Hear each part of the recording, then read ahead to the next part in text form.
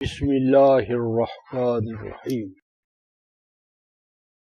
عزیز طلبہ و طالبات، آج ہم سورہ البقرہ آیت 139 سے ترجمے کا یا ترجمانی کا آغاز کر رہے ہیں۔ بسم اللہ الرحمن الرحیم۔ قل اتحاجوننا فی اللہ وَهُوَ رَبُّنَا وَرَبُّكُمْ وَلَنَا أَعْمَالُنَا وَلَكُمْ أَعْمَالُكُمْ وَنَحْنُ لَهُ مُخْلِصُونَ أَمْ تَقُولُونَ إِنَّ إِبْرَاهِيمَ وَإِسْمَاعِيلَ وَإِسْحَاقَ وَيَعْقُوبَ وَالْأَسْبَاطِ كَانُوا هُودًا أَوْ نَصَارَىٰ قُلْ أَأَنْتُمْ أَعْلَمُ أَمِ اللَّهُ ومن أظلم ممن كتم شهادة عنده من الله وما الله بغافل عما تعملون تلك أمة قد خلت لها ما كسبت ولكم ما كسبتم ولا تسألون عما كانوا يعملون۔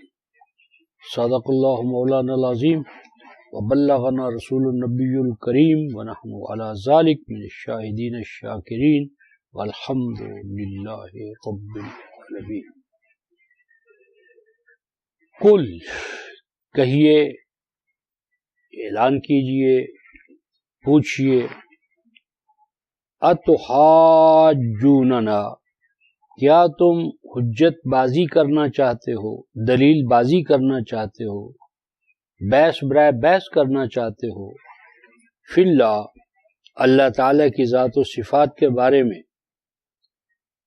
حالانکہ وہ اللہ جو ہے ربنا ہماری پرورش کرنے والا ہے، وَرَبُّكُمْ اور تمہاری پرورش کرنے والا ہے، وَلَنَا اور ہمارے لیے، ہمارے فائدے کے لیے، ہمارے بناؤ بگاڑ کے لیے ہمارے اعمال، اور تمہارے فلاح کے لیے، بہبودی کے لیے، کامیابی کے لیے تمہارے اعمال، اور ہم تو اس اللہ ہی کے لیے اپنے آپ کو ریزرو کر چکے ہیں، خاص کر چکے ہیں۔ کیا تم کہتے ہو، ہم تقولون کیا تم کہتے ہو کہ بلا شبہ ابراہیم، اسماعیل، اسحاق، یعقوب اور ان کی آل اولاد یہ یہودی تھے یا نصرانی تھے؟ بتاؤ، ان سے کہو کہ تم زیادہ علم رکھتے ہو یا اللہ، اور اس سے بڑھ کر کون ظالم ہے؟ سب سے بڑا ظالم تو وہ ہے کہ جس کے پاس کوئی شہادت ہو اللہ کے بارے میں، دین کے بارے میں، اور اس کو چھپائے۔ اس سے بڑھ کر کون ظالم ہے کہ چھپائے اس شہادت کو جو اس کے پاس ہے، اور وہ شہادت ہے اللہ کی طرف سے، اللہ تعالیٰ کے کلام میں نازل شدہ شہادت ہے جس کو وہ چھپا رہا ہے۔ اور یاد رکھو اللہ غافل نہیں ہے ان اعمال سے جو تم بجا لا رہے ہو۔ وہ ایک گروہ تھا، امت تھی جو گزر گئی، جو اعمال انہوں نے کیے ان کا جو بھلا ہے، اجر ہے، بھلائی ہے، فائدہ ہے، وہ انہی کو حاصل ہوا یا اسی امت کو حاصل ہوگا، اور تمہارے لیے وہی اعمال اور ان کے نتائج ہیں جن کا تم کسب کرو گے، کمائی کرو گے، بجا لاؤ گے۔ اور بلا شبہ تم سے نہیں پوچھا جائے گا کہ وہ تمہارے اسلاف کیا کیا کرتے تھے، تم سے تو پوچھا جانا ہے کہ تم کیا کر رہے ہو۔ تمہارے اسلاف کیا کرتے تھے یہ تم سے نہیں پوچھا جائے گا۔ عزیز طلبہ و طالبات، ان آیات کا جو سینٹرل پوائنٹ ہے، مرکزی نقطہ ہے، وہ بار بار پیچھے آ چکا ہے۔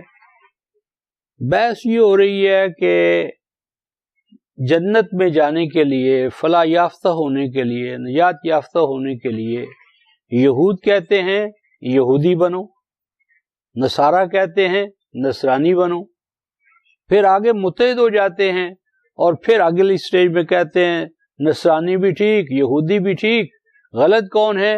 جو مسلمان ہیں، جو قرآن کو مانتے ہیں۔ تو اس پر قرآن یہ کہتا ہے کہ بتاؤ کہ ابراہیم نجات یافتہ تھے؟ ابراہیم صحیح انسان تھے؟ اسحاق صحیح انسان تھے، نجات یافتہ تھے؟ یعقوب نجات یافتہ تھے؟ بتاؤ۔ اور اگر تم کہتے ہو کہ ہاں ابراہیم، اسماعیل، اسحاق، یعقوب نجات یافتہ ہیں، اللہ کے پسندیدہ انسان ہیں، تو ان سے پوچھو کہ اس وقت تو نہ سیدنا موسیٰ علیہ السلام تھے، نہ سیدنا مسیح علیہ السلام تھے، کیونکہ یہودیت اور نصرانیت تو سیدنا موسیٰ اور مسیح علیہ السلامی سے ہے نا، تورات اور انجیل ہی پہ ہے، اور تورات اور انجیل تو ابراہیم کے دور میں نہیں تھے، یعقوب کے دور میں نہیں تھے، تو کس طرح تم نے معیار بنایا ہے کہ یہودی اور نصرانی ہونا جو ہے وہ نجات کے لیے شرط ہے؟ کیسے؟ فرمایا کہ ان سے پوچھو کیوں، دلیل کیا ہے؟ اور پہلے ارشاد فرمایا جا رہا ہے صبغت اللہ، یہ بتایا تھا کہ جو عیسائیت ہے وہ کسی کو نجات یافتہ ہونے کا سرٹیفکیٹ تب دیتی ہے جب وہ بپتسمہ لے لے، استباغ اسے کہتے ہیں۔ بپتسمہ کیا ہے؟ بتایا تھا کہ پانی میں کوئی رنگ ملا دیتے ہیں حوض میں، اور اس میں ڈبکیاں لگاتے ہیں یا نہا لیتا ہے، تو باہر نکلتا ہے تو کیا کہتے ہیں؟ اس کے سارے گناہ جھڑ گئے۔ تو گناہ کا تعلق تو انسانی شخصیت کے ساتھ ہے، انسان کے ارادے کے ساتھ ہے، اختیار کے ساتھ ہے، وہ کوئی بدن کی میل تو نہیں ہے کہ بدن کی میل ہے گناہ، کہ صابن سے جس طرح آپ کپڑا دھو لیتے ہیں تو اسی طرح آپ کا دل، دماغ جو ہے، سیرت جو ہے، کردار جو ہے، وہ اس پانی سے تبدیل ہو سکتا ہے؟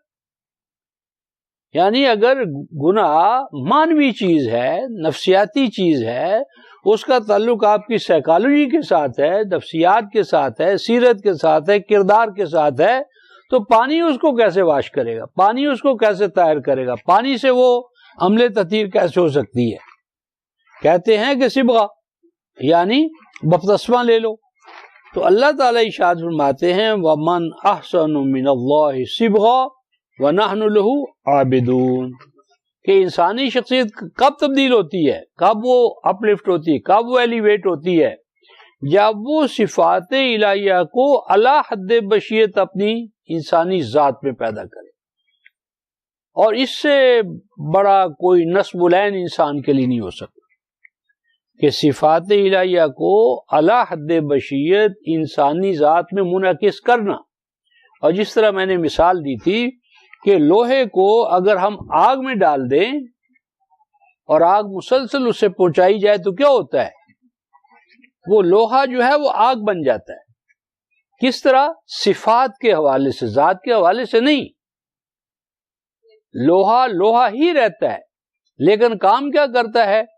آگ والا رہتا لوہا ہے۔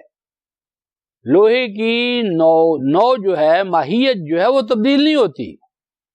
یہ میں اس لیے کہہ رہا ہوں کہ بعضوں نے یہ کہا کہ جب انسان میں اللہ کی صفات آ گئی تو پھر اللہ ہی ہو گیا وہ،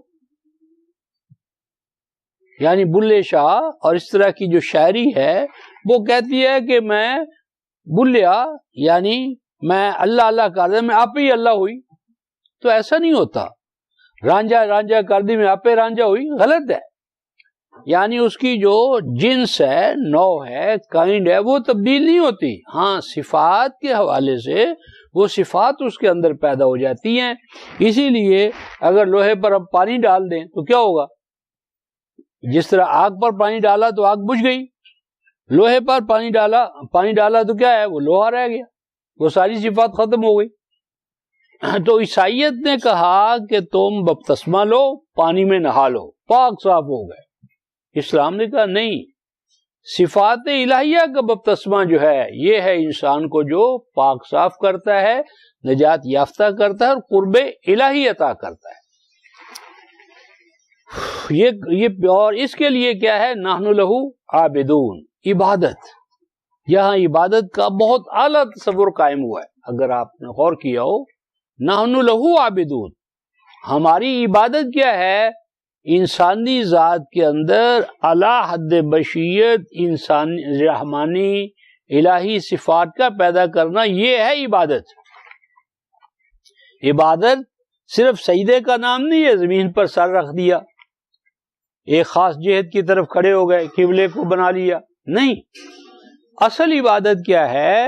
صفات الہیہ کو اعلی حد بشریت انسانی ذات میں پیدا کرنا، یعنی اللہ کی طرح خلاق ہونا، اللہ کی طرح رزاق ہونا، اللہ تعالیٰ کی طرح علیم اور علام ہونا، اللہ تعالیٰ کی طرح عزیز و حکیم ہونا، اللہ کی طرح خلاق ہونا، اللہ تعالیٰ کی طرح باری، بدی، فاتر، جتنی بھی صفات الہی ہے نا، للہ الاسماء الحسنى فادعوہ بہا، most balanced attributes of almighty اللہ، ان اسماء حسنى، یہ آئیڈیل ہے ہمارا، صفات الہیہ یا اسماء حسنہ یہ آئیڈیل ہے ہمارا، اور ان اسماء حسنہ سے اپنے آپ کو متصف کرنا ہے، یہ ہے صبغہ، یہ ہے استباغ اسلام میں۔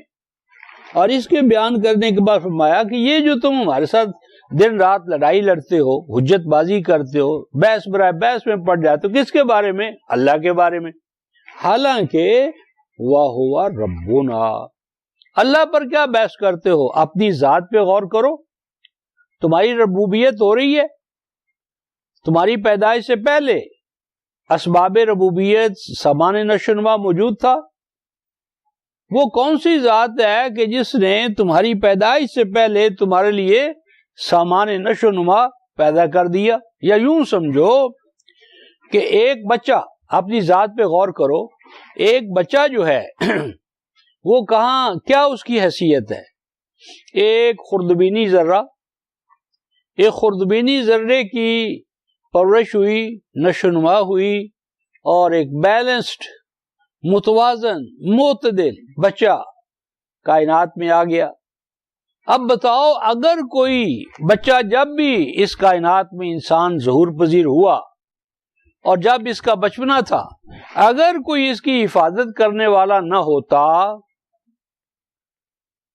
تو یہ انسانی نوع اس کائنات میں باقی رہ سکتی؟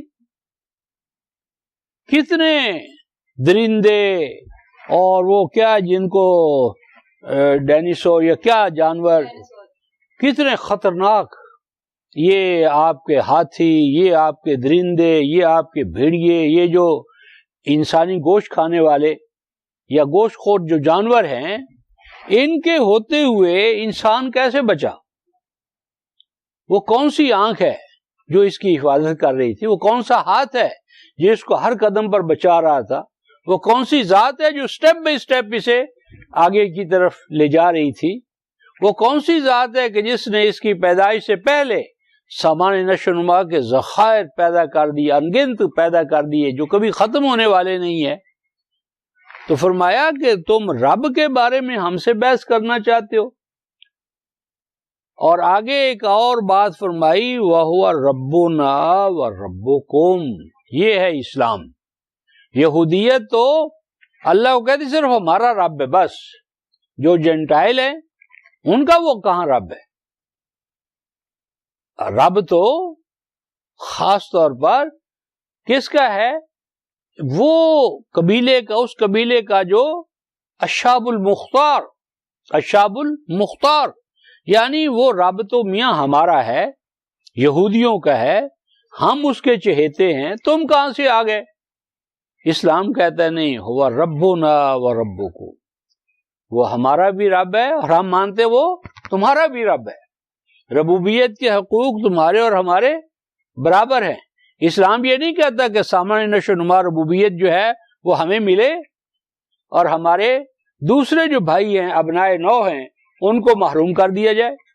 نہیں، وہ رب العالمین ہے، رب کل شے ہے، وہ صرف رب الیہود نہیں ہے، وہ صرف رب المسلمین نہیں ہے، کہیں نہیں قرآن نے کہا رب المسلمین، وہ تو رب العالمین ہے، شرق کا، غرب کا، شمال کا، جنوب کا، گوروں کا، کالوں کا، ہر ایک کی ربوبیت کرنے والا کون ہے؟ اللہ۔ تو اس میں ربوبیت عالمینی میں سب کی مساوات قائم کی، نہ کہ یہود و نصارہ کی طرح صرف اپنی قوم کا رب، نہیں، اور آگے ارشاد فرمایا اور عظیم اعلان ہے لنا اعمالنا ولکم اعمالکم. ہر قوم جو ہے وہ کیا ہے؟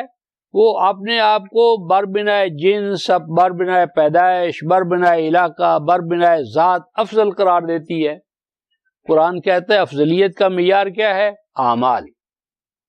لنا اعمالنا ولکم اعمالکم، یعنی انسانی ذات کی قدر و قیمت کس چیز سے متعین ہوگی؟ عمل سے. عمل سے، علاقے سے نہیں، زبان سے نہیں، ماحول سے نہیں، پیدائش سے نہیں، اور مجرد علم سے بھی نہیں. اگر آپ کو سارا علم ہے، سارا، لیکن آپ عمل نہیں کر رہے، آپ جانتے ہیں کام نہیں تولنا چاہیے، زیادتی نہیں کرنا چاہیے، لیکن آپ زیادتی بھی کرتے ہیں، کم بھی تولتے ہیں، دوسروں کو نقصان پہنچاتے ہیں، ڈاج کرتے ہیں، تو اس علم کا کیا فائدہ جو عمل میں نہیں آیا؟ تو معیار فضیلت کیا ہے؟ عمل. ان اکرمکم عند اللہ اتقاکم، معیار کیا ہے؟ تقوی ہے، یعنی عمل، یعنی اقدار وحی کے مطابق، رضا الہی کے مطابق عمل کرنا. تو یہ عمل کو مدار بنایا ہے، کسی کی سفارش سے، مال سے، دولت سے، دھاندلی سے، دھونس سے، دھن سے یہ مقام اور مرتبہ نہ ملنا چاہیے، بلکہ افضلیت کا معیار عمل اور تقوی. آج دیکھ لو، یعنی اتنا ترقی یافتہ ہونے کا ہم دعویٰ کر رہے ہیں، اور امریکہ کے اندر ابھی بھی کالوں کو حقوق ملے عملی طور پر. ایک وہ کالا بیچارہ جو قتل کیا گیا ہے، تو اس کے اوپر جو ہے وہ کالے احتجاج کر رہے ہیں شدید سردی میں، کوئی ہو رہی ہے سنوائی؟ حتیٰ کہ اوباما نے یہ کہہ دیا کہ میری بیٹیاں اس معاشرے میں اپنے انسانی حقوق نہیں پا سکتی. کیوں؟ کہ وہ کالی ہیں، کالے باپ کی بیٹی ہے. تو جہاں پر 21ویں صدی میں یہ حال ہے ترقی یافتہ دور کا امریکہ کا، کہ وہ رنگ کی بنیاد پر امتیاز پر قائم ہے. رنگ، وہ گورا ہے، ہم کالے، وہ کالے ہیں، کالوں کو ہم کیوں انسان مانے؟ بلکہ کل تک کی بات ہے، کوئی گورا جو کالا جو تھا وہ چیف جسٹس نہیں بن سکتا تھا امریکہ میں، اور گورے یعنی جو کالا اگر جج بن جائے تو گورے اس کے سامنے پیش نہیں ہوتے. یہ ہماری توہین ہے. کیوں پیش ہوں بھائی؟ تو یہ جو ریس کو، ہیں جی، کلر کو، علاقے کو، یہ بنیادیں غلط ہیں، اسلام ان کو نہیں مانتا. لنا اعمالنا ولکم اعمالکم. اور آگے قرآن کہتا ہے وَنَحْنُ لَهُ مُخْلِصُونَ. ہمیں یہ بحث نہیں ہے ہماری کہ ہمارے ساتھ کوئی عمل اچھا کرے گا تو ہم اس کے ساتھ اچھا عمل کریں گے، نہیں. ہمارے اچھے عمل کی اساس کیا ہے؟ رضا الہی. اگر کوئی ہمارے ساتھ ظلم کرے گا، زیادتی کرے گا، ہمارے حقوق کو نہیں مانتا، تو اس کا یہ معنی نہیں کہ ہم اس کے حقوق نہ مانیں. نحنو لہو مخلصون، ہمیں تو صرف اللہ تعالیٰ کی رضا مطلوب ہے، رضا الہی کے مطابق ڈھلنا اور ڈھالنا ہمارا نصب العین ہے. لہذا ہم صرف اور صرف اللہ تعالیٰ کی رضا کے لیے کریں گے، کسی کے نفع یا نقصان سے ہمیں بحث نہیں ہے، اور کسی کے رد عمل میں بھی ہم اپنے آپ کو نہیں ڈھالیں گے. فرمایا وہ جو پہلے بات ہو گئی ہے کہ کیا تم کہتے ہو کہ جنت میں جانے کے لیے یہودیت یا نصرانیت شرط ہے؟ اگر ایسا ہے تو بتاؤ ابراہیم، اسماعیل، اسحاق، یعقوب اور ان کی آل اولاد، ان میں سے کون یہودی تھا، کون نصرانی تھا؟ کوئی بھی نہیں تھا. یہ آج ایسا ہی ہے رفقائے محترم، جس طرح آج ہمارے ہاں شیعت کو نجات کا ذریعہ بنا، سنیت کو کر لیا جائے، چشتی سہروردی، ہاں جی، قادری، نقشبندی.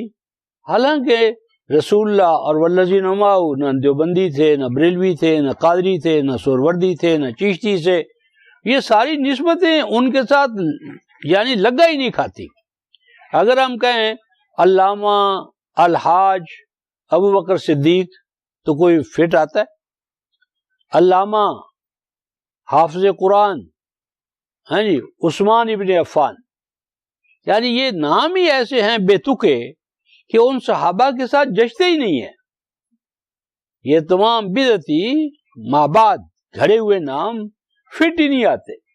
تو ارشاد فرمایا کہ ان میں سے کوئی بھی یہودی اور نصرانی نہیں تھا، تو تم نے یہودیت اور نصرانیت کو معیار حق و باطل کیسے بنا لیا؟ کیسے تم نے جنت اس کے لیے تقسیم کی؟ آگے ارشاد فرماتے ہیں وَمَن، اور یہ اس کا علم تمہارے پاس ہے یا اللہ کے پاس ہے؟ لازمی بات ہے کہ اللہ ہی کے پاس علم ہے، حال کا، ماضی کا، مستقبل کا. پھر فرمایا کہ دیکھو من ازلم، اس سے بڑا کون ظالم ہے کہ اس کے پاس ہے کیا؟ شہادت اللہ کی طرف سے، یعنی وحی. یعنی یہ ان سے کہا گیا نا کہ بتاؤ ابراہیم کیا تھے، تو وہ کیوں بتائیں گے؟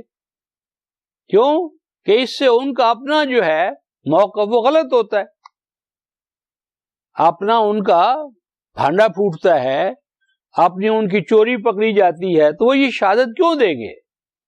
تو ارشاد فرمایا من ازلم، اس سے بڑھ کر کون ظالم ہے، ممن کتما، جو کہ چھپاتا ہے شہادتن، شہادت کو، اور وہ شہادت اس کے ماں باپ کی نہیں ہے، اس کے پاس وہ شہادت کہاں سے آئی ہے؟ عندہ من اللہ، وہ شہادت تو اللہ کی طرف سے ہے. اور یہاں پر ہمارے لیے بڑا مسئلہ ہے کہ ایک ہمارے پاس بھی شہادات ہیں، کیا؟ قرآن حکیم. اور یہ شہادات تھی پوری نوع انسانی پر منادی کرنے کے لیے، اور آج ہم اس کو اپنی یعنی بغلوں میں چھپائے بیٹھے ہیں، اپنی مسوں میں چھپائے بیٹھے ہیں، اپنے گھروں میں چھپائے بیٹھے ہیں، اور وہ شہادات الہیہ کو عام نہیں کر رہے. اگر قرآن سناتے ہیں تو ترجمہ نہیں سناتے، مفہوم نہیں بتاتے، ان کی وضاحت نہیں کرتے. تو یہ کتاب اللہ کی روح سے کیا ہے؟ بہت بڑا ظلم ہے. ازلم، بہت بڑا ظلم ہے کہ اس کے پاس، کسی شخص کے پاس اللہ تعالی کی طرف سے شہادت آئے. لازمی بات ہے اس شہادت سے مراد کیا ہے؟ علم قرآن، علم وحی، ریویل نالج. تو ریویل نالج کو چھپانا جو ہے یہ کیا ہے؟ بہت بڑا ظلم ہے. اور آگے اور سرزنش یہ فرمائی وَمَا اللَّهُ بِغَافِلٍ عَمَّا تَعْمَلُونَ، جو اللہ کی نازل کردہ شہادت کو چھپاتا ہے بہت بڑا ظالم ہے.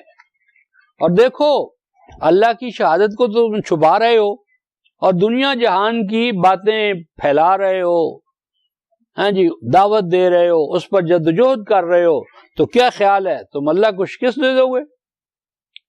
وَمَا اللَّهُ بِغَافِلٍ عَمَّا تَعْمَلُونَ، جو تم عمل کر رہے ہو اتنا بڑا ظالمانہ عمل، تو اس کا تمہیں خمیازہ بھگتنا پڑے گا. کر کے دیکھ لو، نتائج تمہارے خلاف جائیں گے. یہ بہت بڑا گویا کہ ہمیں سرزنش کرنے کے ساتھ ساتھ ایک ہمارے لیے الارمی بیداری کا بھی ذریعہ بن سکتا ہے اگر ہم اس سے بیدار ہونا چاہیں. اس کے بعد اب دوبارہ آیا ہے 134 میں بھی آیا تھا تلک امت قد خلت، وہاں پر امت سے مراد ہیں، یعنی وہاں حوالہ تھا ان انبیاء کا جو پہلے ہو چکے، اور اس حوالے سے حوالہ تھا کہ ان کے اعمال ان کے ساتھ، یعنی وہاں پر ذکر کن کا تھا؟ سیدنا ابراہیم کا، اسماعیل کا، اسحاق کا، یعقوب کا اور اسباط کا. اب دوبارہ ان نبیوں کے علاوہ جو امت گزر چکی ہے اس کا ذکر کیا کہ اے تمہارے اسلاف جو گزر چکے ہیں وہ پہلے انبیاء تھے، اور انبیاء کے بعد جو صلحاء خود تمہارے باپ گزرے ہیں. اب تم کہتے ہو پدرم سلطان بود، تو یاد رکھو جو تمہارے باپ اسلاف گزر گئے ان کا جو عمل تھا وہ ان کے لیے، اس عمل میں سے تمہیں تو کچھ نہیں ملنا، اور نہ ان کے اعمال کے بارے میں تم سے کچھ پوچھا جائے گا. یہاں یہ ایسا ہی ہے جس طرح آج ہم اس بحث میں پڑے ہوئے ہیں کہ سیدنا حسین کا معاملہ، یزید کا معاملہ، ہاں جی حضرت علی کا معاملہ، حضرت معاویہ کا معاملہ، ان میں سے کون افضل تھا، کون مفضول تھا، کون حق پر تھا، کون باطل پر تھا، ہاں جی کس کے حوالے سے کیا ہمیں کہنا چاہیے، کیا نہیں کہنا چاہیے. آج ہمارے ہاں بھی یہی بحثیں. تو اللہ تعالیٰ ارشاد فرماتے ہیں کہ وہ جو گروہ تھا جو کچھ اس نے کیا ہے، جو اس کے کارنامے ہیں، اس کا جواب دہ کون ہے؟ وہ خود ہے۔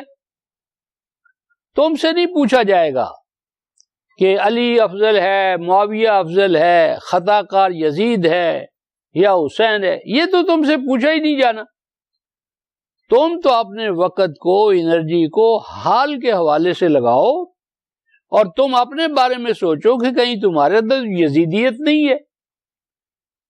تو خون حسین بیچنا اور یزید وقت کے ہاتھ پر بیعت کرنا اور تاریخ کے یزید کو گالیاں دینا، تاریخ کا یزید ہے نا، وہ تو گالی ہے، اور جو وقت کا یزید ہے اس کے ہاتھ پہ ہم نے بیعت کی ہوئی ہے۔ تاریخ کے علی کو پوج رہے ہیں، اور وقت کے علی کے بارے میں، وقت کے حسین کے بارے میں کیا رویہ ہے تمہارا؟ حال تمہارا کیا ہے؟ تو یزید کو گالی دے کر اگر وقت کے یزید کا جھنڈا بلند کر رہے ہو تو کیا ملے گا تمہیں؟ تو اس لیے فرمایا کہ اس کا دھندا چھوڑو اور اپنے آپ کو اس نصب العین کے لیے لگاؤ جس نصب العین کے لیے انبیاء آئے تھے، اور یہ امت جو ہے جس نصب العین پر قائم تھی اسی نصب العین پر اپنے آپ کو قائم کرو۔ اس کے بعد اب اگلا جو عرف عام میں ہم پارا کہتے ہیں، پارا، یہ پارا یا سپارہ یا 30 پاروں کا جو تصور ہے یہ غیر قرآنی تصور ہے۔ قرآن نے کہیں ایسی تقسیم نہیں کی جو قرآن کو پارا پارا کہتی ہو۔ قرآن میں آیات کا نزول ہے اور سورتوں کا، پاروں کا تصور قرآن میں نہیں ہے، اور یہ پاروں کا تصور اتنا ناقص ہے کہ میں اس کے لیے 1-2 مثالیں دیتا ہوں آپ کے سامنے۔ مثلا اگر آپ 14واں پارہ شروع کریں، ربما یود الذین کفروا ان لو کانوا مسلمین، تو وہ آپ دیکھیں کہ سورہ ہجر شروع ہو رہی ہے، سورہ ہجر، اور سورہ ہجر میں یہ حالت ہے کہ ایک آیت الف لام را تلک آیات الکتاب و قرآن مبین 15/1، یہاں پر ایک آیت اور پارہ ختم، 14واں پارہ ختم، اور اگلے ربما یود الذین کفروا لو کانوا مسلمین نیا پارہ شروع ہو گیا۔ یعنی سورت کی ایک آیت پڑھی اور یہ بس پارہ ختم ہو گیا، اور آگے ایک 16واں پارہ جسے ہم کہتے ہیں قال علم اقل، وہ دیکھو کہ پارہ جو شروع ہو رہا ہے اور ایک واقعہ ہے سیدنا موسیٰ کا۔ سیدنا موسیٰ علیہ السلام کے 3 واقعات جو ہے نا قرآن شروع کر رہا ہے، اور یہ شروع ہوتے ہیں، وہ پیچھے ایک بحث شروع ہو رہی ہے، سورہ کہف ہے، یہ 18ویں سورت، اور آیت نمبر 60 میں ہے وَإِذْ قَالَ مُوسَىٰ لِفَتَاهُ لَأَبْرَحُ حَتَّىٰ أَبْلُغَ مَجْمَعَ الْبَحْرَيْنِ۔ یہ واقعہ یہاں سے شروع ہوتا ہے موسیٰ علیہ السلام کے حوالے سے۔ یہ 18/60 یہ واقعہ شروع ہوتا ہے، اور یہ جب آیت نمبر 74 پر جاتا ہے نا، قَالَ أَقَتَلْتَ نَفْسًا زَكِيَّةً بِغَيْرِ نَفْسٍ لَقَدْ جِئْتَ شَيْئًا نُكْرًا، کہ تو نے ایک بے گناہ نشو نما یافتہ بچے کو قتل کر دیا، یہ کام تم نے کیا کیا؟ بہت برا کیا۔ اب یہاں پر پارہ ختم، یعنی اس نے سوال کیا ہے کہ تو نے یہ کام اچھا نہیں کیا، اب وہ جواب دے گا، جواب دینے سے پہلے، جواب سننے سے پہلے پارہ ختم، بند کرو بھائی۔ یعنی اقتلت نفسا زکیۃ بغیر نفس لقد جئت شیئا نکرا، یہ کہا پارہ ختم، حالانکہ بات تو کنٹینیوٹی کے ساتھ، تسلسل کے ساتھ آگے جاری ہے۔ اور اس کے ساتھ ساتھ یہ جو قرآن کو، کلام الہی کو پاروں میں تقسیم کرنا ہے، اس کے بارے میں اللہ تبارک و تعالیٰ نے پہلے بھی ایک بہت بڑی مطلب تنبیہ جو ہے، وارننگ جو ہے وہ نازل کی تھی، اور امت نے اس تنبیہ کو بھی بھلا دیا۔ یہ دیکھیں، یہ سورہ الحجر جو ہے 15ویں سورہ جو ہے، 15ویں سورہ آیت 90 وَلَا تَحْزَنْ عَلَيْهِمْ وَاخْفِضْ جَنَاحَكَ لِلْمُؤْمِنِينَ وَقُلْ إِنِّي أَنَا النَّذِيرُ الْمُبِينُ، نذیر مبین ہوں میں۔ آگے دیکھیے 90 کما انزلنا علی المقتسمین الذین جعلوا القرآن عضین فوربک لنسألنہم اجمعین اما کانوا یعملون۔ فرمایا اور یہ حقیقت ہے کہ ہم نازل کریں گے کیا عذاب، کن پر؟ ان لوگوں پر مقتسمین جنہوں نے قرآن کو ٹکڑوں میں تقسیم کر لیا، پاروں میں تقسیم کر لیا ہے۔ اقتسم باہم تقسیم کر لینا، پوری کتاب ہے ایک منظم اول سے آخر تک مربوط، اس کو تقسیم کر لیا ہے۔ کس طرح تقسیم کیا ہے؟ الذین جعلوا القرآن عضین، عضن عین ضاد نون، یعنی ٹکڑے ٹکڑے، پارے پارے، انہوں نے کر لیا ہے قرآن کو پارا پارا۔ فَوَرَبِّكَ لَنَسْأَلَنَّهُمْ أَجْمَعِينَ، ان کو بتا دو کہ اس بارے میں تم جواب دے ہو، کیوں تم نے اللہ کے کلام کو پاروں میں تقسیم کیا؟ کیوں کیا؟ تمہیں کیا حق حاصل تھا؟ اول سے آخر تک ایک بارابت کلام اور پاروں میں تقسیم کر کے تم بیٹھ گئے۔ تو ہاں تم سے پوچھا جائے گا اما کانوا یعملون، جو یہ قرآن کی تقسیم ہے پاروں پاروں میں، تو یہ تقسیم الہی نہیں ہے، منزل من اللہ نہیں ہے، اللہ تعالیٰ کے رسول نے یہ تقسیم نہیں کی، صحابہ نے نہیں کی۔ یہ صحابہ کے بہت دور بعد جب امت میں یہ ذہنیت پیدا ہو گئی کہ بھئی ایک مہینے میں ایک قرآن ختم کرو، ایک مہینے میں قرآن تقسیم پورا پڑھ لیا کرو اور ثواب اکابر کو پہنچا دیا کرو، اسلاف کو، ماں باپ کو۔ تو اب انہوں نے پورے قرآن کو الفاظ گنے، الفاظ مدہ گنے، شدہ گنے، زیر زبر پیش جزم ہر چیز، اور ٹوٹل بنا کر اس کو 30 حصوں پہ تقسیم کر لیا۔ 30 دن ہوتے ہیں تو 30 حصوں میں تقسیم کر کے ہر دن کے لیے ایک پارہ رکھ لیا۔ مضمون ٹوٹتا ہے ٹوٹے، مضمون کا کوئی تعلق بنتا ہے نہیں بنتا، ہمیں اس سے کیا، ہم نے تو مجرد تلاوت کرنی ہے۔ تو اس حوالے سے ہم قائل ہیں کہ مطالعہ قرآن سورت وائز ہونا چاہیے، سورت وائز نہ کہ پارہ وائز۔ تو بہرحال اب اگلی آیات میں ایک نئی بحث شروع ہو رہی ہے، ہم اس کو شروع کرتے ہیں۔ آیت نمبر 142 بڑی اہم بحث ہے اور رائج الوقت تصور جو ہے اس سے مختلف ہے۔ سَيَقُولُ السُّفَهَاءُ مِنَ النَّاسِ مَا وَلَّاهُمْ عَنْ قِبْلَتِهِمُ الَّتِي كَانُوا عَلَيْهَا قُلْ لِلَّهِ الْمَشْرِقُ وَالْمَغْرِبُ يَهْدِي مَن يَشَاءُ إِلَى صِرَاطٍ مُّسْتَقِيمٍ وَكَذَلِكَ جَعَلْنَاكُمْ أُمَّةً وَسَطًا لِتَكُونُوا شُهَدَاءَ عَلَى النَّاسِ وَيَكُونَ الرَّسُولُ عَلَيْكُمْ شَهِيدًا وَمَا جَعَلْنَا الْقِبْلَةَ الَّتِي كُنْتَ عَلَيْهَا إِلَّا لِنَعْلَمَ مَن يَتَّبِعُ الرَّسُولَ مِمَّن يَنقَلِبُ عَلَى عَقِبَيْهِ وَإِن كَانَتْ لَكَبِيرَةٌ إِلَّا عَلَى الَّذِينَ هَدَى اللَّهُ وَمَا كَانَ اللَّهُ لِيُضِيعَ أَعْمَالَكُمْ إِيمَانَكُمْ إِنَّ اللَّهَ بِالنَّاسِ لَرَءُوفٌ رَحِيمٌ قَدْ نَرَىٰ تَقَلُّبَ وَجْهِكَ فِي السَّمَاءِ فَلَنُوَلِّيَنَّكَ قِبْلَةً تَرْضَاهَا سَيَقُولُ السُّفَهَاءُ ان قریب کہہ اٹھیں گے، کہنے لگیں گے، کون؟ سفہا۔ کیا کہیں گے؟ لوگوں میں جو سفہا ہیں وہ کہیں گے ما واللہم، کس چیز نے پھیر دیا، بھگا دیا، فرار ہونے پر مجبور کر دیا ان لوگوں کو، ان قبلہ، اس قبلہ سے، التی کانوا علیہا، جس کے اوپر فائز ہونا، مسلط ہونا، قابض ہونا ان کا مقام بنتا تھا۔ پہلے تو ہم سفہاء من الناس کو متعین کریں کہ یہ کون ہے۔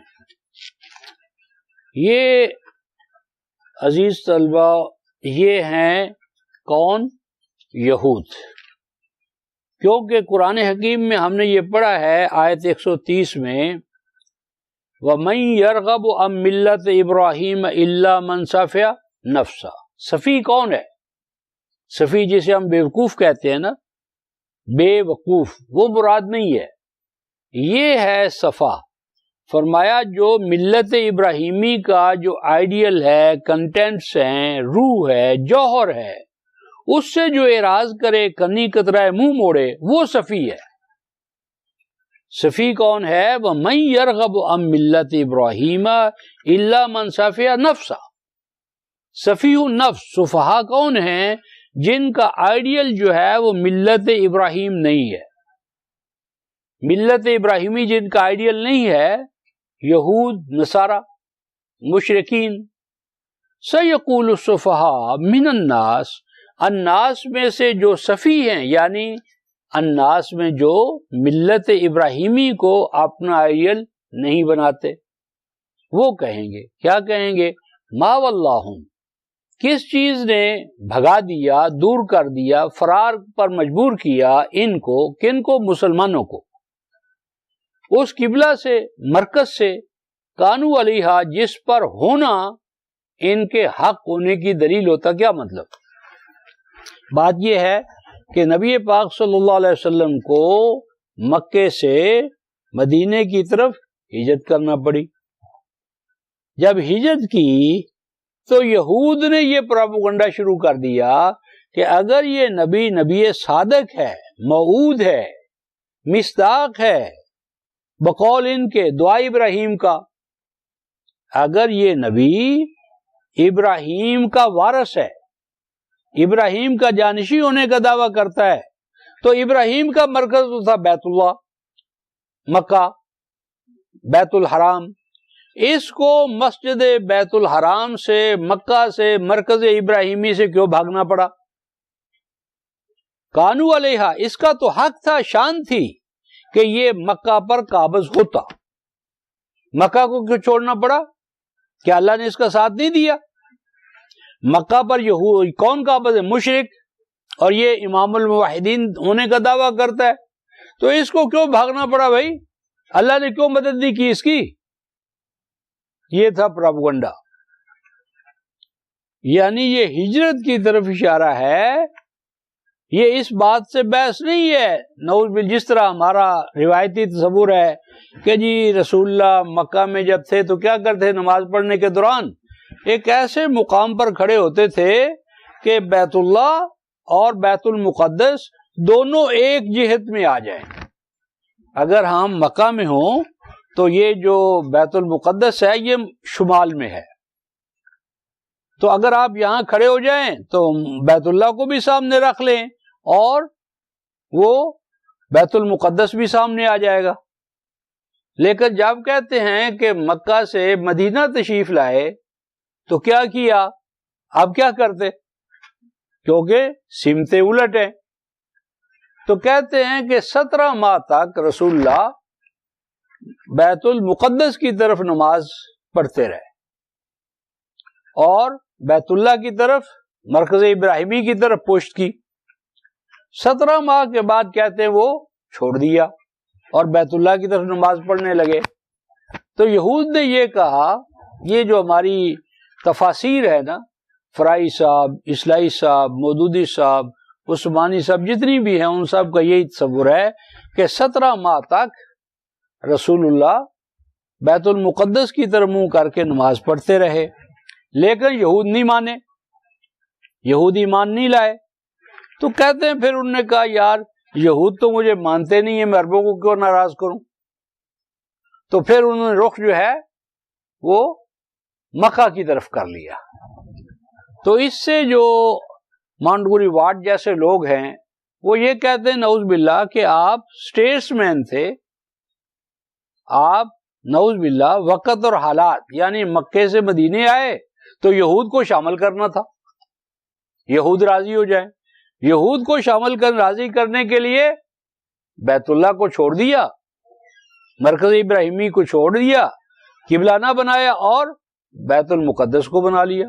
اور جب یہود نے بات نہیں مانی تو دیکھا کہ یہود تو بات نہیں مانتے، تو کہتے ہیں کیا کیا، پھر ادھر ہی چلو. تو کہتے ہیں کہ وہ اسٹیٹس مین تھے، ہی واز ناٹ پرافٹ. نعوذ باللہ، آپ پرافٹ نہیں تھے بلکہ مصلحت بھی سیاستدان تھے. ہم آگے دیکھیں گے کہ یہ بات ہی صحیح نہیں کہ رسول اللہ نے کبھی بھی بیت المقدس کو قبلہ بنایا ہو، اور یہ بھی صحیح نہیں ہے کہ اگر بیت اللہ بت خانہ بن چکا تھا تو بت خانے کی طرف منہ کر کے رسول کیسے نماز پڑھے گا. یعنی اگر بیت اللہ میں بت رکھے ہوئے ہیں اور تم اس کے سامنے جا کر سجدہ کرتے ہو تو کیا بت پرست نہیں کریں گے، کہیں گے کہ یہ تو ہمارے بتوں کو سجدہ کر رہا ہے.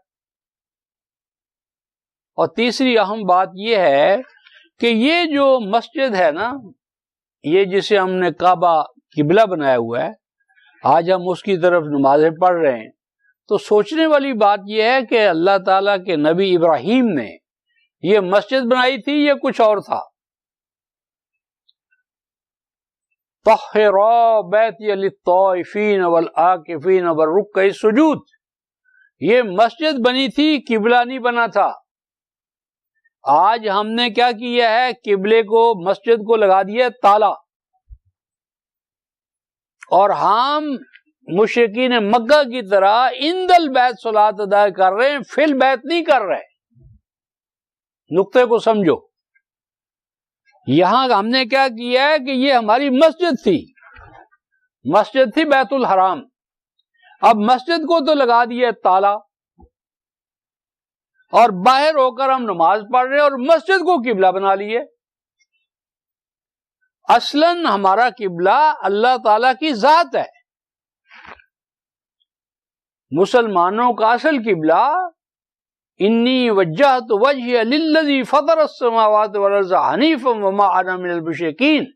مسلمان کا اصل قبلہ جو ہے وہ اللہ تعالی کی ذات ہے، اس کی رضا ہے، اس کی پسند و ناپسند پر چلنا ہے، یہ ہمارا اصل قبلہ ہے.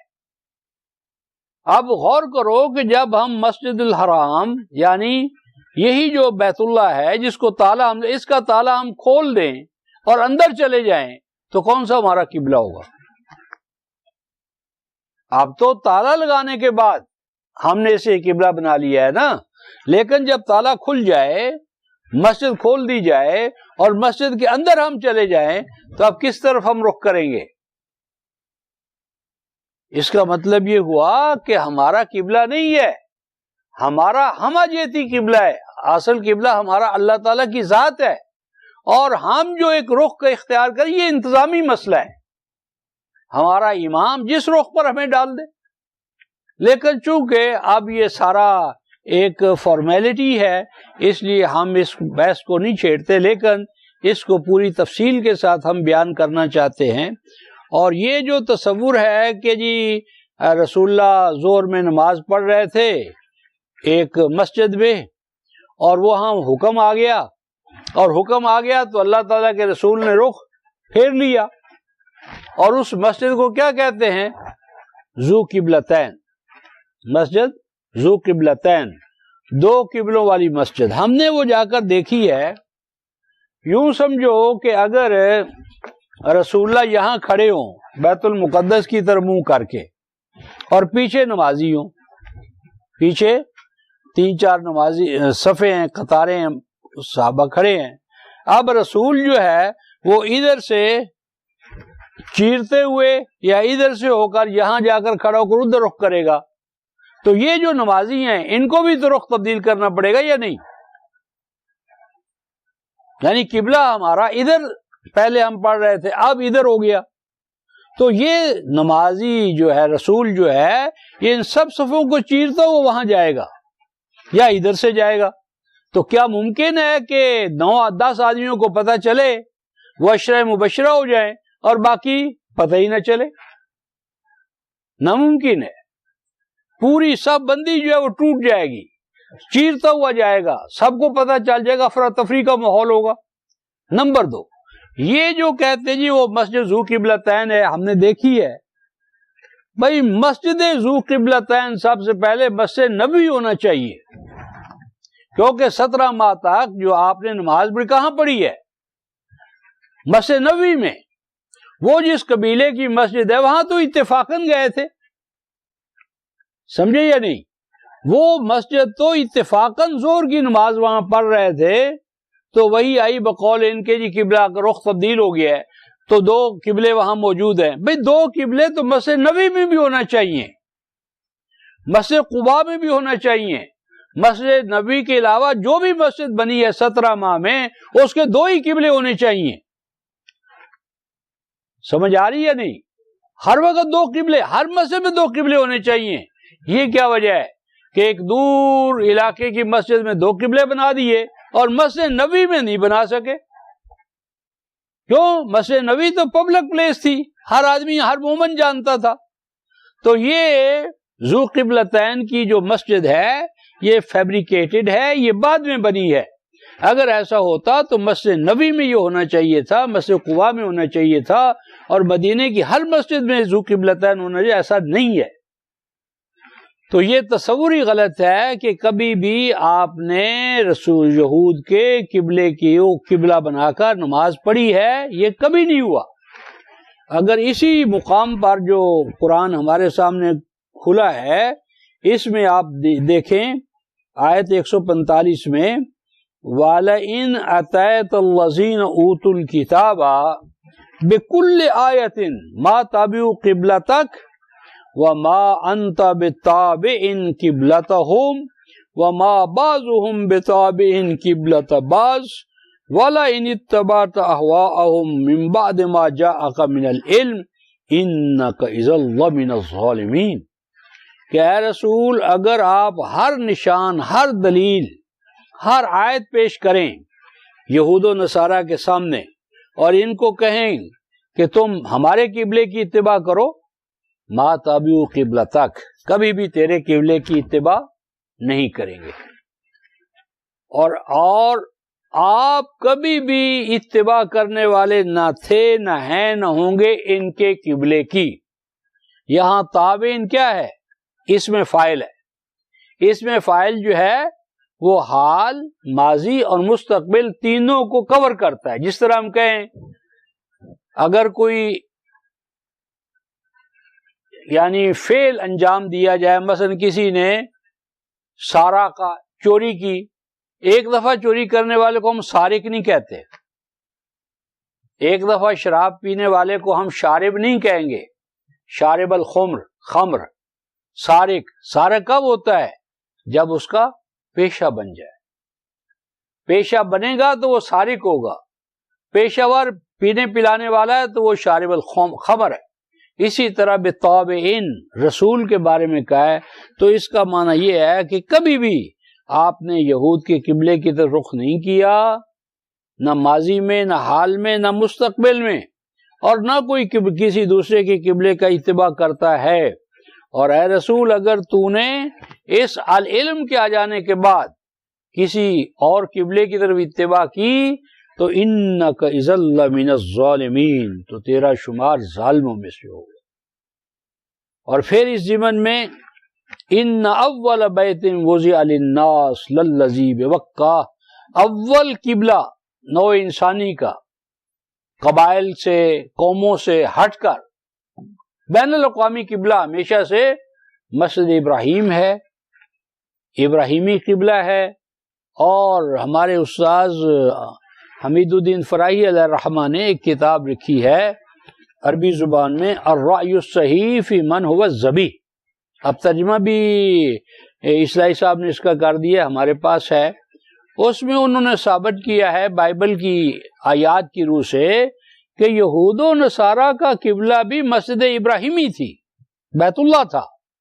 بیت المقدس تو بنائی سیدنا داؤد و سلیمان کے دور میں ہے، داؤد و سلیمان کے سے پہلے تو بیت المقدس تھا ہی نہیں۔ اور اسی طرح موسیٰ علیہ السلام کے دور میں کہاں تھا بیت المقدس؟ تو موسیٰ علیہ السلام کا قبلہ کیا تھا؟ تو سورہ یونس کی آیت نمبر 89 میں یہ حکم پڑھیں گے ان تبوأ لقومکم بمصر بیوتا وجعلوا بیوتکم قبلہ، یعنی موسوی قوم کے لیے ان کے گھر قبلہ تھے. تو یہ قبلے کی بحث اور تحویل قبلہ، تحویل کا کیا معنی ہوتا ہے؟ تبدیل کر دینا، رخ تبدیل کرنا. قرآن میں تحویل قبلہ کی اصطلاح نہیں ہے. قرآن کی اصطلاح کیا ہے؟ تولیت. فَلَنُوَلِّيَنَّكَ قِبْلَةً تَرْضَاهَا، فَلَنُوَلِّيَنَّكَ قِبْلَةً تَرْضَاهَا. آیت 144 میں کیا الفاظ ہیں؟ فَلَنُوَلِّيَنَّكَ قِبْلَةً تَرْضَاهَا. فَلَنُوَلِّيَنَّ نہیں ہے، نولینا کا تو والی بنانا، والی و وارث بنانا، متولی بنانا، قبضہ عطا کرنا، اس کا کسٹوڈین بنانا. تو بحث یہ تھی کہ یہود نے نبی پاک صلی اللہ علیہ وسلم کے مکہ سے مدینہ کی طرف ہجرت کرنے کو آپ کی کمزوری پر محمول کیا اور یہ بتایا کہ آپ نبی صادق نہیں ہیں. کیوں؟ نبی صادق ہوتے تو آپ کا قبضہ ہوتا کس پر؟ بیت اللہ پر، مرکز ابراہیمی پر. تو یہ ان کا اعتراض تھا. ما واللہ من قبلتہم التی کانوا علیہا، کانو جو ہے نا یہ ہے ہونا چاہیے، جس پر اسے قابض ہونا چاہیے تھا، وہاں سے ان کو فرار کا کیوں یعنی حالات آئے. قل للہ المشرق والمغرب یہدی من یشاء الی صراط مستقیم. فرمایا ان سے کہو کہ مشرق ہو یا مغرب، شمال ہو یا جنوب، اس کا مالک کون ہے؟ اللہ. اگر ہم مدینے آئے ہیں تو یہ اللہ ہی کے حکم سے آئے ہیں، اور اللہ یہدی من یشاء الی صراط مستقیم، صراط مستقیم سے مراد یہاں مکے پر غلبہ ہے. مکے پر غالب آنے کے لیے، مکے کو واگزار کروانے کے لیے، مکے کو مشرکوں کے قبضے سے آزاد کرانے کے لیے اللہ ہمیں اعتدال اور توازن کی راہ بتا رہا ہے، اور ان قریب ہم اس پر قابض ہو کر اور مشرکین کو وہاں سے نکال کر دکھائیں گے کہ ہم حق پر ہیں، اور ہمارا نبی جو ہے وہ سیدنا ابراہیم کی دعا کے نتیجے میں آیا ہے، وہ مصداق ہے، وہ مصدق ہے، وہ موعود ہے. اور آگے فرمایا وَكَذَلِكَ جَعَلْنَاكُمْ أُمَّةً وَسَطًا لِتَكُونُوا شُهَدَاءَ عَلَى النَّاسِ. فرمایا کہ جس طرح تمہارا یہ قبلہ بین الاقوامی ہے، اسی طرح تمہارا یہ رسول بھی بین الاقوامی ہے، اور اسی طرح امت مسلمہ تم کو بھی ہم نے امت وسط بنایا ہے. امت وسط کا معنی عام طور پر کیا لیتے ہیں؟ سینٹر کی حکومت، سینٹر والی، درمیان والی. یہ غلط ہے. وسط کا ایک معنی ہے کامل، کمال کی حامل، یعنی بیسٹ، توازن میں، اعتدال میں. تو ہم نے تمہیں بہترین توازن و اعتدال کی حامل امت بنایا ہے. کیوں بنایا ہے؟ لِتَكُونُوا شُهَدَاءَ عَلَى النَّاسِ، تاکہ تمام نوع انسانی کو تم اس دین کی گواہی دو، تعلیم دو، تربیت دو، پوری نوع انسانی پر اس دین کی حجت کو تمام کرو. اتمام حجت کے لیے ہم نے تمہیں کھڑا کیا ہے. وَيَكُونَ الرَّسُولُ عَلَيْكُمْ شَهِيدًا، تم اللہ کے اس دین کے گواہ بنو، اور اللہ تبارک و تعالیٰ کا رسول جو ہے وہ تمہیں اس کی تعلیم اور تربیت دے رہا ہے. رسول ہے تمہارا معلم، اور تمہیں ہم نے اقوام عالم کا معلم بنایا ہے. رسول کی تعلیم اور تربیت سے تم اقوام عالم کے لیے معلم، مبلغ اور شاہد بنائے جا رہے ہو. وَمَا جَعَلْنَا الْقِبْلَةَ الَّتِي كُنْتَ عَلَيْهَا، اور وہ قبلہ جس پر آج آپ ہیں اس کا تعین ہم نے کیا ہے. اس قبلے پر، یعنی یہاں قبلہ سواد ہے مدینہ، کہ مدینے میں مکہ سے ہجرت کرنا یہ ہمارے حکم سے ہوا، ہماری تدبیر سے ہوا ہے. نبی خود نہیں آیا مکہ سے ہجرت کر کے مدینہ، یہ اللہ تعالیٰ کے واضح احکام کے تحت ہجرت ہوئی ہے. اور اس ہجرت کا منشا اور مقصد جو ہے متعین کرنے والا بھی اللہ ہے. اور اس کا ایک عظیم مقصد یہ ہے إِلَّا لِنَعْلَمَ مَنْ يَتَّبِعُ الرَّسُولَ مِمَّنْ يَنْقَلِبُ عَلَىٰ عَقِبَيْهِ، کہ جب ہجرت کا حکم آ گیا اور جو رسول کے ساتھ ہجرت نہیں کرتا اور وہ کہتا ہے نہیں میں نے تو یہی رہنا ہے، اس کا مطلب یہ ہے کہ وہ ارتھ روٹیڈنس ہے، وہ مقام کو اہمیت دیتا ہے، وہ جگہ کو اہمیت دیتا ہے، وہ قوم کو اہمیت دیتا ہے، وہ علاقے کو اہمیت دیتا ہے۔ اگر نبی حالات کے تحت ہجرت کرتا ہے تو امت پر واجب ہے کہ وہ ہجرت کرے، کیونکہ آزاد ماحول، ریاست کا قیام بنیادی شرط ہے۔ اگر ہم جاہلی ماحول میں رہ رہے ہیں، مشرکانہ ماحول میں رہ رہے ہیں اور کسی جگہ میں آزاد ماحول ملتا ہے تو تمام اہل ایمان کا فرض ہے کہ وہ رسول کی اتباع کرتے ہوئے اس علاقے سے چلے جائیں، ہجرت کریں۔ ہجرت کے بغیر اسلام متعین نہیں ہوتا، جو ہجرت کرے گا وہی مومن ہوگا، جو ہجرت نہیں کرے گا وہ وطن پرست ہوگا، وہ جغرافیے کا، حالات کا قیدی ہوگا۔ تو یہ ہجرت ہم نے آپ سے اس لیے کروائی تاکہ مومن صادق اور مومن منافق جو ہے اس کے مابین امتیاز ہو جائے۔ وَإِن كَانَتْ لَكَبِيرَةٌ، اور بلا شبہ گھر بار کو چھوڑنا، وطن کو چھوڑنا، اہل و عیال کو چھوڑنا یہ کوئی معمولی بات نہیں ہے۔ إِن كَانَتْ لَكَبِيرَةٌ، یہ ہجرت کوئی معمولی بات نہیں ہے۔ إِلَّا عَلَى الَّذِينَ هَدَى اللَّهُ، اس ہجرت سے عہدہ برا کون ہوں گے؟ وہی ہوں گے جو صحیح معنی میں ہدایت پر کاربند ہے۔ اللہ تعالیٰ کی ہدایت کو جو اپنا امام اور رہنما مانیں گے وہی ہیں کہ جو صحیح معنی میں اس ہجرت سے یعنی ہدایت سے فیضیاب ہیں، ہدایت پر ایمان ہے اور ہدایت کو وہ اپنا امام مانتے ہیں۔ وَمَا كَانَ اللَّهُ لِيُضِيعَ إِيمَانَكُمْ، اور اللہ ایسا نہیں ہے کہ وہ ہجرت دے کر تمہارے ایمان کو ضائع کرنا چاہتا ہے۔ ایمان سے یہاں صحیح معنی میں ایمان ہی ہے، نماز مراد نہیں ہے۔ جلالین میں یہاں ایمان سے مراد ہے نماز، اور یہ سوال اٹھایا گیا ہے کہ وہ نمازیں جو بیت المقدس کی طرف ہم نے منہ کر کے پڑھی ان کا کیا بنے گا؟ بھئی اگر وہ اللہ کے حکم کے تحت پڑھی ہیں تو یہ سوال ہی باطل ہے۔ اللہ نے حکم دیا، انہوں نے پڑھی، ضائع کیوں جائیں گی؟ لیکن یہ مراد نہیں ہے۔ مراد یہاں پر یہ ہے کہ جو ہجرت کر کے مکہ سے مدینہ آ گئے تو اللہ ایسا نہیں ہے کہ ان کے ایمان کو ضائع کرے، یعنی ان کا ایمان جو ہے ہجرت پر، دین پر، وہ کیا ہوگا؟ سرفراز ہوگا، وہ ثمربار ہوگا، وہ نتائج و ثمرات مرتب کرے گا۔ اس ایمان سے وہ ماحول پیدا ہوگا جس سے لِيُظْهِرَهُ عَلَى الدِّينِ كُلِّهِ، دین جو ہے وہ ایک نظام حیات کے طور پر غالب آئے گا۔ تو یہ ایمانی جد و جہد ناکام نہیں ہوگی، کامیاب ہوگی، اور اس سے ایمانی فرد، ایمانی معاشرہ، ایمانی ریاست پیدا ہو کر رہے گی۔ ان اللہ بالناس لرؤوف الرحیم، کیسے ہو سکتا ہے کہ اللہ کے بندے اللہ کی رضا کے لیے حکم کے تحت گھر بار چھوڑ کر آ جائیں، اور اللہ جو رؤوف و رحیم ہے، رؤوف اور رحیم میں کیا فرق ہے؟ یہ رافت ہوتی ہے جس طرح بچہ جو ہے وہ گھونسلے سے گر جائے تو ماں کیا کرتی ہے؟ بے چین ہو جاتی ہے، اس کے اوپر منڈلاتی رہتی ہے، چیختی ہے، چلاتی ہے۔ جس طرح کوا جو ہے وہ زخمی ہو جائے، گر پڑے، تو تمام کوے کیا کہیں؟ شور کریں گے، کائیں کریں گے، اس کی حفاظت کریں گے، اس کی مدد کے لیے ایک دوسرے کو بلائیں گے۔ یہ کیفیت جو ہے یہ رافت ہے۔ رافت کا معنی ہے وہ جذبہ، وہ احساس جو دوسرے کو تکلیف میں رکھ کر، دیکھ کر انسان کو بے چین کر دیتا ہے۔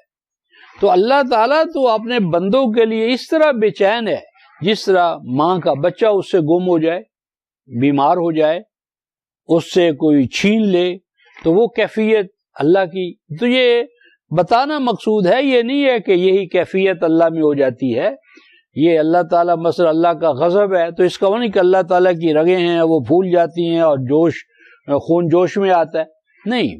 اللہ تعالیٰ کے ہاں صفات ہیں لیکن کیفیات نہیں، جو انسانی کیفیات ہوتی ہیں، جذبات اور احساسات ہوتے ہیں۔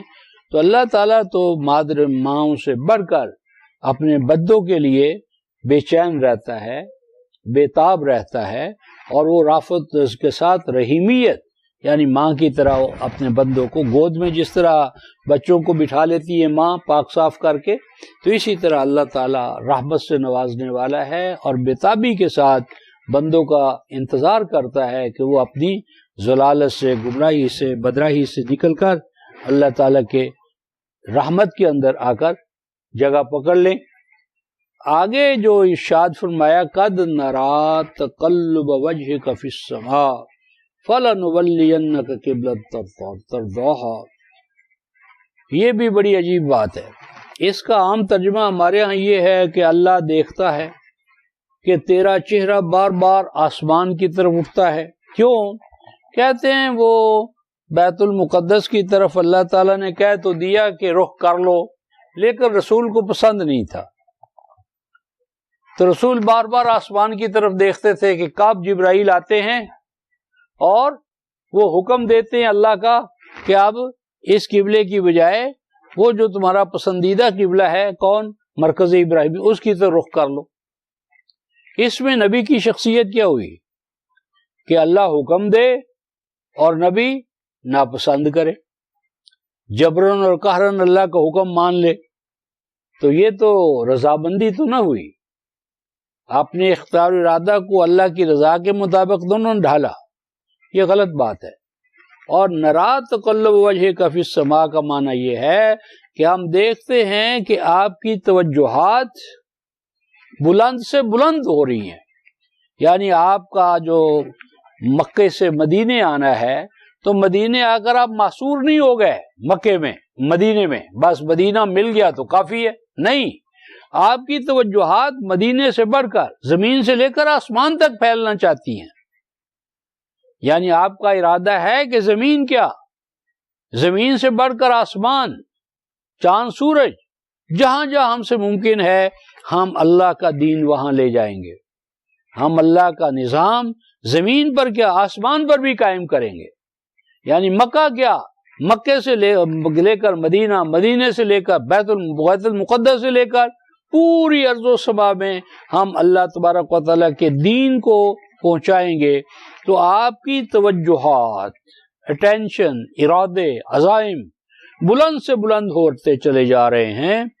فَلَنُوَلِّيَنَّكَ قِبْلَةً تَرْضَاهَا، پس آپ کو ضرور بضرور ہم والی بنا دیں گے، متولی بنا دیں گے، کسٹوڈین بنا دیں گے، قبضہ دے دیں گے، جس قبلے کا قبضہ آپ کی روح کا تقاضا ہے۔ آپ چاہتے ہیں کہ اللہ جلد از جلد ہمارا بیت اللہ پر قبضہ کروا، یہ نحولنا نہیں ہے۔ ہمارے جتنے بھی مترجمین ہیں انہوں نے اس آیت کا ترجمہ ہم آپ کا رخ پھیر دیں گے۔ رخ پھیرنے میں کیا مسئلہ ہے بھائی؟ جب چاہو پھیر دو، یعنی کسی جہت کی طرف رخ کرنا ہے تو کسی وقت بھی ہو سکتا ہے، 17 ماہ تک انتظار کی کیا ضرورت تھی؟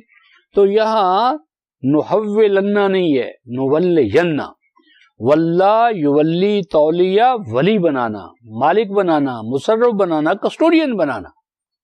تو ہم ان قریب آپ کو کسٹوڈین بنائیں گے اس مرکز کا ترضاہا، جس مرکز پر قبضہ، تولیت، کسٹوڈین شپ آپ کی دینی رضا ہے۔ کیوں رضا ہے؟